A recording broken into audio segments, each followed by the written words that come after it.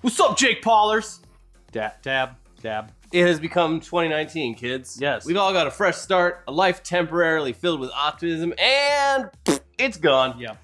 Because it seems like Jake Paul wasn't content with his older brother making a gigantic oopsie at the very beginning of 2018 and getting weeks, if not months, of coverage with little to no repercussions. So he did what any normal member of the Paul family would do and tried to one-up his brother's mistake at the start of This year. year by potentially making one of his own stupid oopsies by promoting a very suspicious gambling website to his fan base, many of whom are children. Yeah. Now, how was I to know this would be a little sketchy looking? It's hard to say which one is technically worse, because showing off the dead body of someone who'd killed themselves while wearing a goofy Toy Story hat, that's pretty fucking bad. But promoting a website which, even if it were 100% legit, still has the goal of getting the user to put up money for the chance to potentially win something more valuable than what they'd put into it, and doing that to a fan base that's almost certainly made up of people that are under the age of 18, that's pretty goddamn low, right? Also, unoriginal. Yeah, no, You're gonna be sketchy. We've gone through this. The CS:GO lotto, it's already done this. They've played this fiddle before. Mm-hmm. Although at least with that, you technically got something. We'll get to the point that you might not get anything here. Mm-hmm. So let's just explain what the hell's going on here to the best of our ability. It's been a long break. So over the past few weeks, probably knowing that we weren't around to scold him, some big YouTubers have seemingly taken on sponsorship campaigns from a company called Mystery Brand, which runs a website of the same name where you can deposit money and open up virtual mystery boxes, but for physical goods. They say that everything is done through random number generators, and the results could go one of a few ways. Let's say, for example, you deposit $100 to this website. Poof, it's gone. lot of faith that you have Yes. in this world, but you do it anyway. You could then choose a mystery box to open from any number of broad or specific categories. You could open a tech mystery box, an Adidas mystery box, an Apple mystery box, a Supreme mystery box, whatever you want. Mm-hmm. There's lots of slots in this casino. Yes. When you open the box, you are presented with your prize, and that could either be something that's essentially worthless, or something like an iPad, or a Supreme hoodie, or a hard-to-find pair of shoes. Wow. Something of perceived value. So once you figure out what's in your box, you could theoretically get that item shipped to you, or you can apparently sell it back to the website for whatever price that they're offering. If your box had rubber dog shit in it, you're not going to get much, and you pretty much lost your money. And the top of the website actually has a ticker on it that shows what people are currently winning. I would venture to say, if you think that we're lying at all throughout this video, just go watch that and see what people are actually winning. Because most of the times it's a propeller that's powered by your phone's USB slot, or a reading light, or literal actual rubber dog shit, or a bouncy ball. Hey, dog shit's fun. Yeah, that's fun. Cool prank. Now, okay, if you get some garbage prize, yeah, you lost your money. That's gambling, baby. Now, if it had some Yeezys in that box, you could sell it back to the website and keep the money that they offered.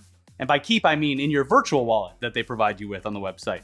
At that point, you essentially won your bet. You did it.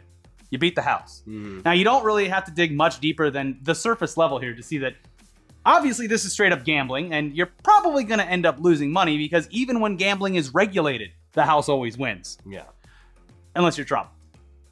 He managed to run a casino into the ground. But listen, is this site here, Mystery Box or Brand or Mr. Brand, whatever, is this site even legit? Well, we're not entirely convinced that it is. Yeah, there's a few red flags here, guys. So just looking at the frequently asked questions section of the website should be enough to make you a bit hesitant to use it. If you Google anything about the website itself, you'll see a ton of red flags. The site is based in the US, but pretty much all of the writing on the website is done in somewhat broken English.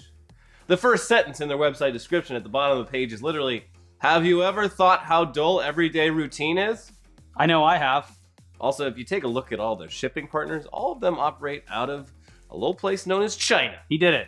He said the word. So, if you actually decide to keep whatever you get in your box, you could assume that whatever you're getting could be a Chinese bootleg item. Probably, most definitely, a bootleg from China.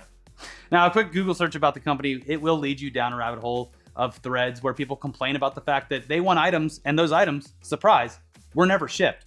Or that they'd been strung along by the company for weeks before finally complaining enough that they were sent their product, sometimes months later, despite the FAQ clearly stating that the shipment would be 14 days max. Still, there are plenty of people on there who have never received the items that they had won. Where are my Yeezys? Also, a quick check of the website address via Whois search shows that the owner and location of the website are hidden using a service called Domains by Proxy. This whole thing runs via GoDaddy. It has a lot of complaints on its own. Now, hiding your information in a Whois search, that's not necessarily always a huge red flag in and of itself. Yeah.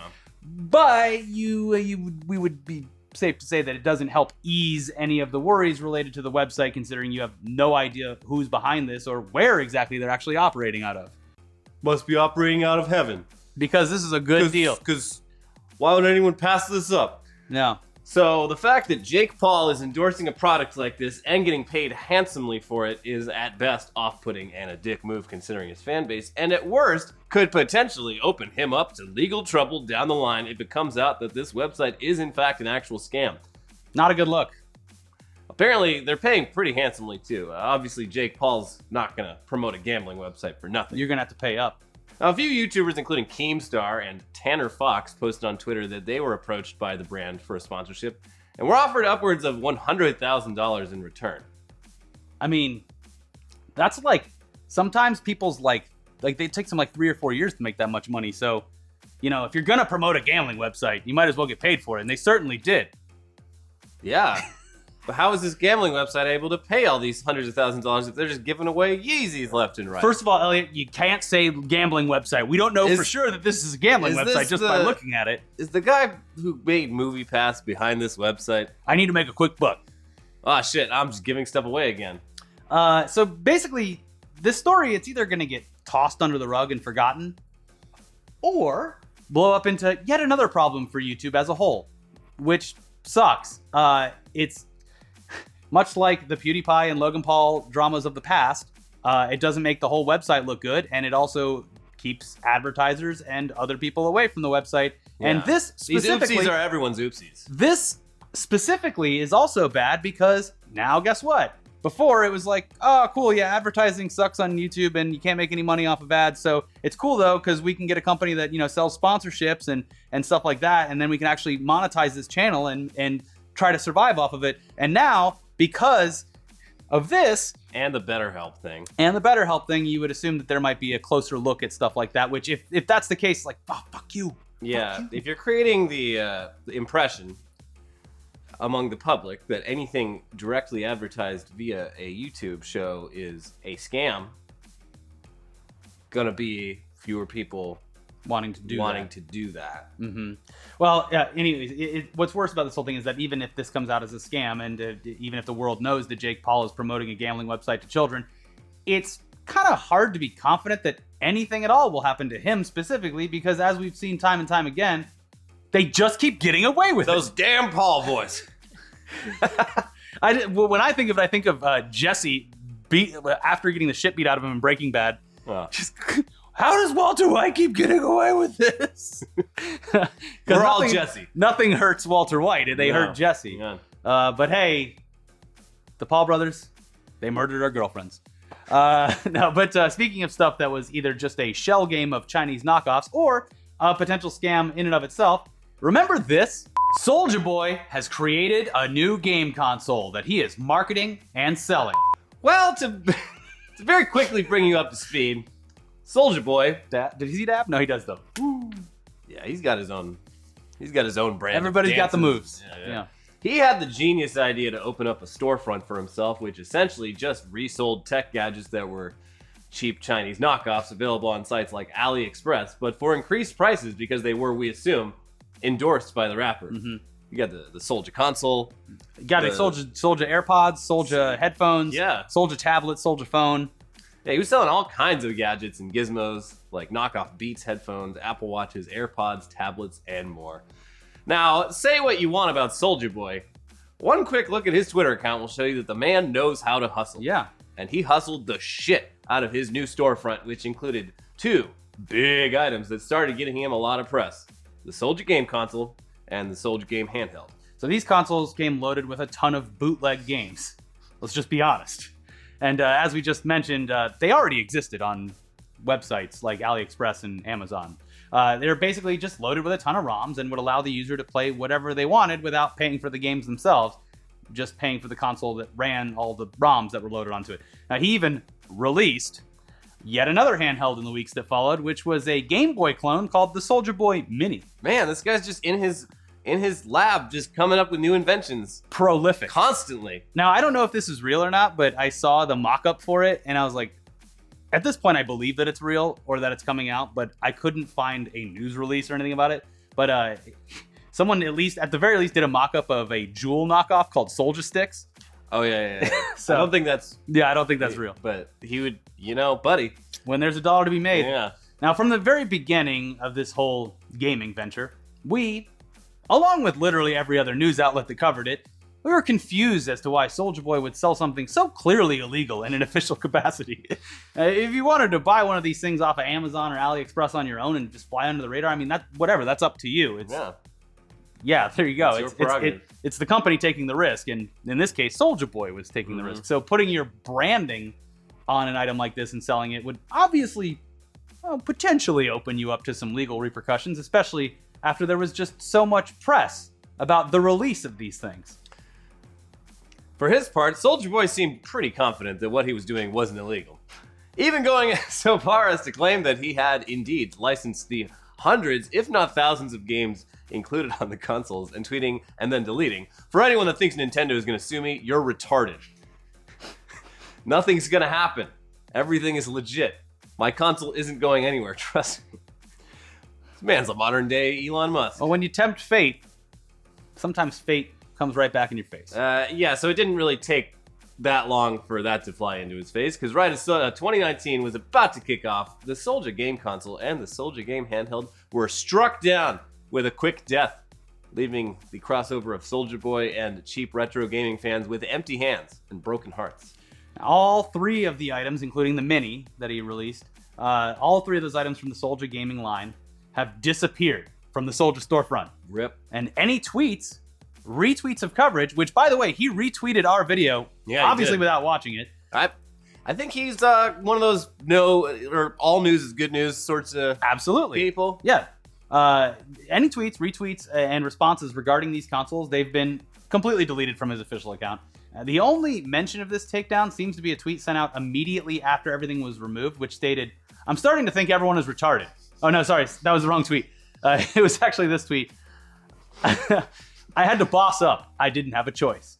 And in the hours that followed, the original link, which would previously take you directly to his gaming storefront, was taken down and now redirects to the official Nintendo website. Damn, Reggie. Now, have no fear, though, because it appears that Soulja Boy is not leaving the gaming space anytime soon, because he plans, and still plans, to launch an eSports team in 2019, and that'll consist of players for games like Fortnite, Overwatch, CSGO, Call of Duty, and more. Probably Super Smash Brothers. His tweet about this was great. It's like, this is a golden opportunity, guys. Yes. How is no one else getting rich off of this? I guess I'll have to He's like, "Hey, you like playing teens, you like playing games at home?" Hey, anyone 17 or 18. Anyways, we can't wait to see what comes of the Soulja Boy esports team. I did just mention that maybe there'd be a Smash Brothers team, but I think with the legal drama with Nintendo, probably not going to happen. Probably can't count on that. I don't know. I mean, Soulja Boy thinks outside the box. Yeah. I wouldn't put anything past him at this point. But that box is bootlegged and shipped from China. Yeah, the box is it's from China, and it's full of asbestos. In other news, the humans versus robot war has flared up once again as citizens in Arizona air their grievances about becoming a testing ground for self-driving cars by literally attacking and vandalizing the cars while they're out on local roads. Joel, welcome to the Resistance, Arizona. In a recent report from the New York Times, they list out the various ways that people have attempted to fight back against the self-driving tech in their area, saying that there have been nearly 24 attacks on driverless vehicles over the past 2 years in Chandler, a city near Phoenix, where Waymo started testing its vans in 2017. Tires have been slashed, the cars have been pelted with rocks, people have tried to run them off the road, And one woman even admitted that her husband just slams on the brakes in his car if he knows that one of the driverless cars is behind him. Sounds like a fun relationship. Google's got great insurance, so it's smart. In more extreme cases, though, the article says that people who act as the emergency backup drivers in these cars have been threatened as well, with one person pulling up alongside one of the cars and swinging a pipe around at them, and another incident where someone actually pulled a gun on them. Okay. Or the car. That's less surprising. The pipe, it's like, what is this? Road rash? Yeah, exactly. It's fun. Hey. Yeah. The locals there, now even the ones who aren't involved in just any of the disturbance against these cars, said they never signed up to be beta testers for this technology. And you know what? They're not really wrong. Kind of a good point. You got to kind of feel bad for them, especially after it made national news that someone had been struck and killed by an Uber self-driving car in a neighboring town last year. We're just going to stand by while these robots pick us off one by one? Or are we going to fight back? Not in my town. Not in Chandler, Arizona. Chandler is humans only. We stand with Chandler. It's hard to really pick a side here, because yes, it sucks that the people in this town have to deal with companies testing stuff on their roads. But then again, you have to have real world testing for this kind of tech to exist and evolve. They should be mad at their city council and their mayor. Yeah. They're the ones that signed off on it. Now that Uber death was tragic, but it was also a combination of a ton of scenarios, including the fact that the person crossed the road at night, right in front of the car, away from any crosswalks. Uber admitted that there was a bug that said the person was a false positive, and the backup driver, who was supposed to be the one to make up for issues like this during testing, was watching a TV show on her phone instead of paying attention and potentially hitting the brakes. We figured out what show it was, right? The Voice. Yeah, she was watching The Voice. Mm-hmm. So there's they break it down even more with like the self-driving stuff. It's like if the cars were overly cautious, it would be a terrible ride for the passengers because it would be as if you were in a plane with constant turbulence. Yeah. Like it would be reacting to literally everything on the road. Mm-hmm. So like it doesn't. They have to dial it back a little bit because if a plastic, they explain it as if a plastic bag was like floating through the road, it would react the same way as if a boulder was tumbling by. So it's weird. It's also kind of weird that it's being beta tested on a town. But hey, call your local reps. Yeah, that's the real way to do it instead of hitting cars with pipes and stuff. Rock the vote. Rock the vote, baby. I guess we're not talking about this, but Elon Musk unveiled his big, boring test tunnel. It felt like so long ago that I forgot that it was 2 weeks ago, but we haven't yet spoken about it.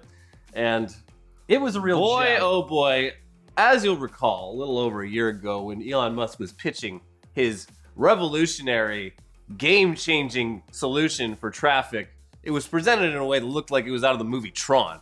Yeah, but also, we, from the very beginning, had a very pertinent question of how does this help traffic congestion at all? Because people are going to be waiting in lines to get on the sled. Right. And that sled, well, it turns out that doesn't no sled at all. They scrapped that as too hard. So now, if you want to be a person that can use the hypothetical Elon Musk underground boring company tunnel, you literally have to drive around with these hideous fucking skates attached to the front of your car. Yeah.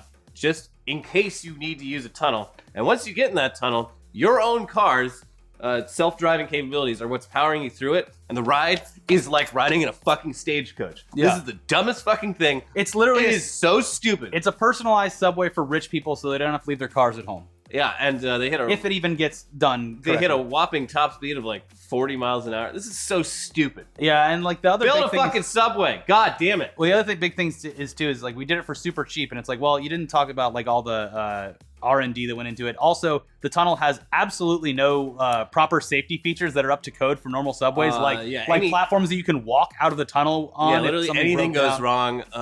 Everything's the entire tunnel is no longer usable, and also like there's no way for emergency services to get down there.